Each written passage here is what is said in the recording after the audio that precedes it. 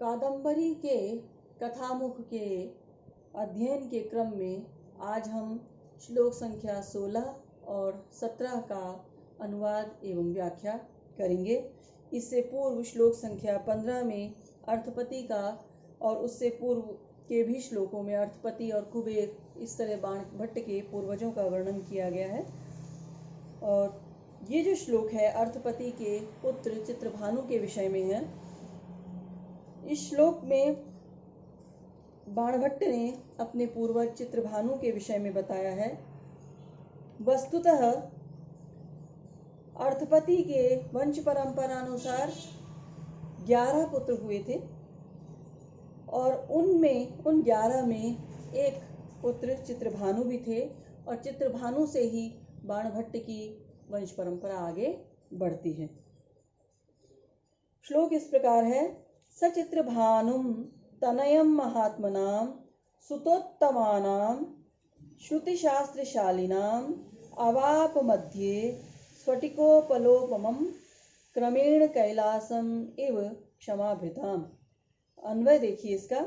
सक्रमेण क्षमाभृताम मध्ये स्फटिकोपलोपमं कैलासम इव क्षमाभृताम महात्मनाम श्रुतिशास्त्रशालिनाम सुतोत्तमानाम मध्ये चित्रभानुम तनयम अवाप।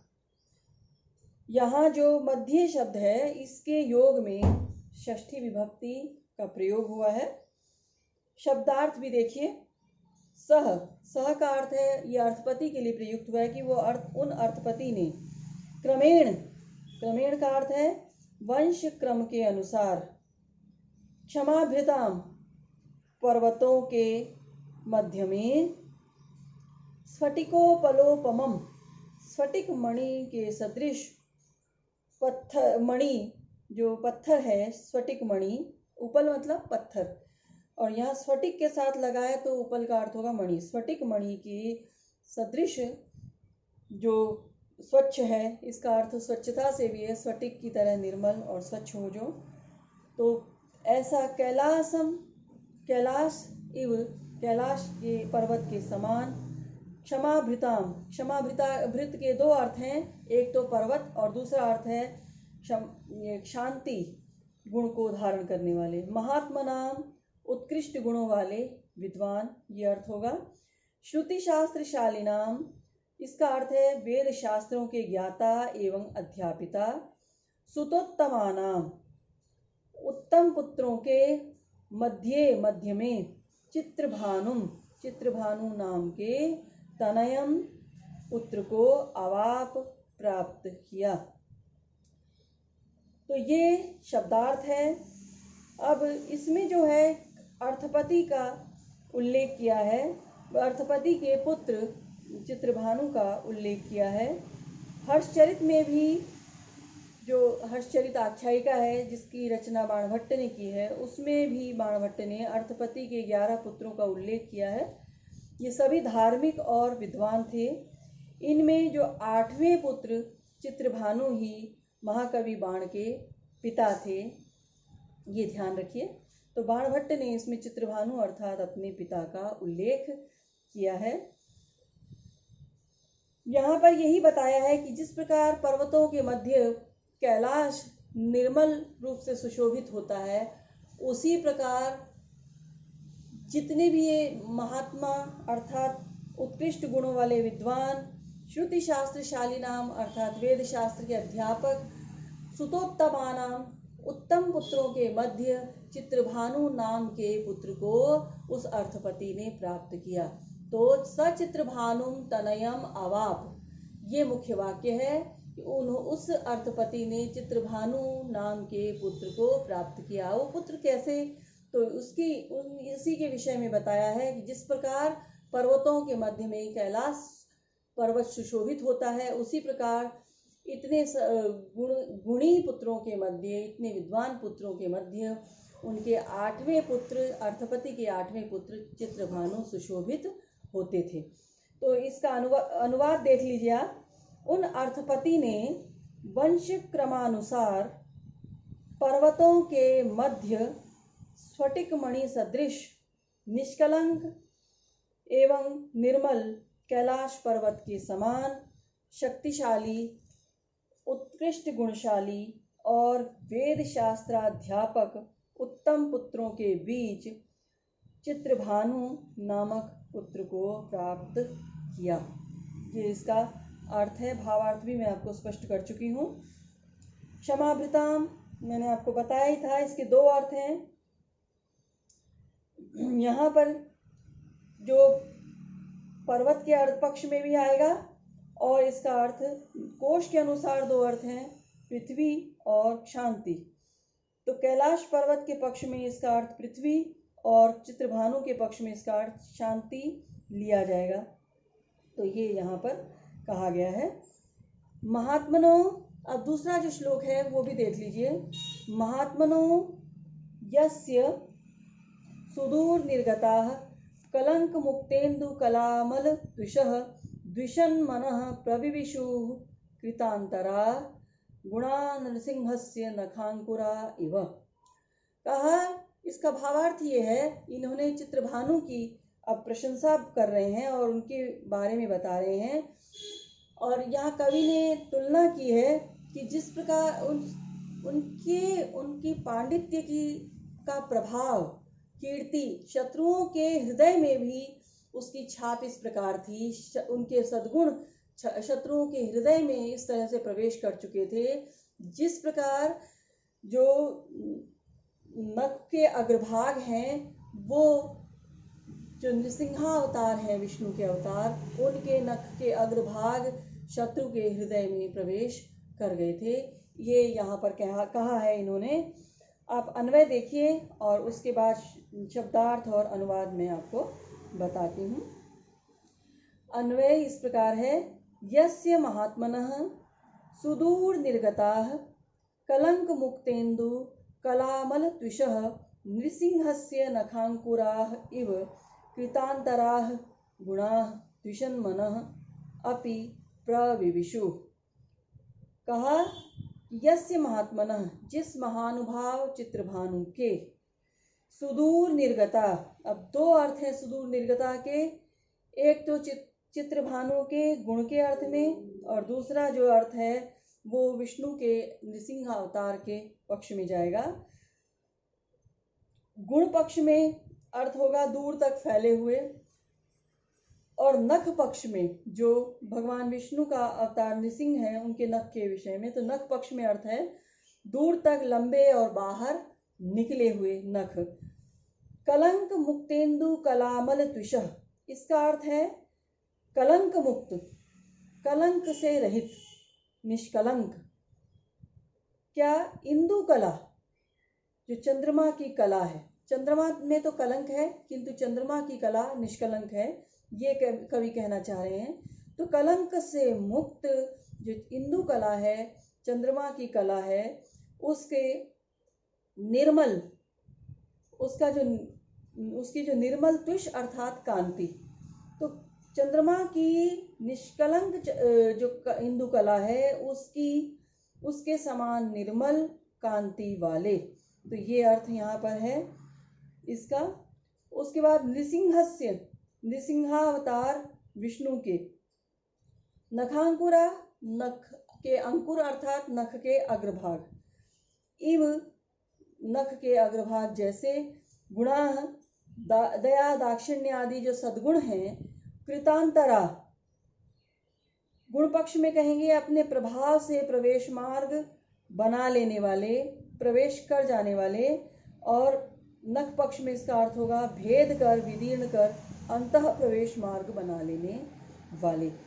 विषण मनः, गुण पक्ष में अर्थ होगा शत्रुओं के मन में, नख पक्ष में अर्थ होगा शत्रु हिरण्यकश्यप जो है उसके वक्षस्थल में जो है प्रविविशु अर्थात प्रवेश कर गए थे। तो चित्रभानु के प्रभाव को यहाँ बताया कि उनके गुण इतने अधिक थे कि शत्रुओं के हृदय पर भी अपनी छाप छोड़ देते थे, शत्रु भी उनकी प्रशंसा किए बिना नहीं रहते थे। ये अर्थ है। अनुवाद देखिए इसका। जिस महानुभाव चित्रभानु के दूर तक फैले हुए तथा निष्कलंक चंद्रकला के समान निर्मल कांति वाले दया दाक्षिण्य आदि गुण अपने प्रभाव से अंतः प्रवेश मार्ग बनाकर, यानी अंतःकरण में प्रविष्ट करके शत्रुओं के मन में भी उसी प्रकार प्रविष्ट हो गए थे, जिस प्रकार दूर तक लंबे बाहर निकले हुए तथा निष्कलंक चंद्रकला के समान निर्मल कांति वाले नृसिंहावतार विष्णु के नखों के अग्रभाग अपनी अपूर्व सामर्थ्य से अंतःकरण में प्रवेशावकाश बनाकर हिरण्यकश्यप के वक्षस्थल में प्रविष्ट हो गए थे।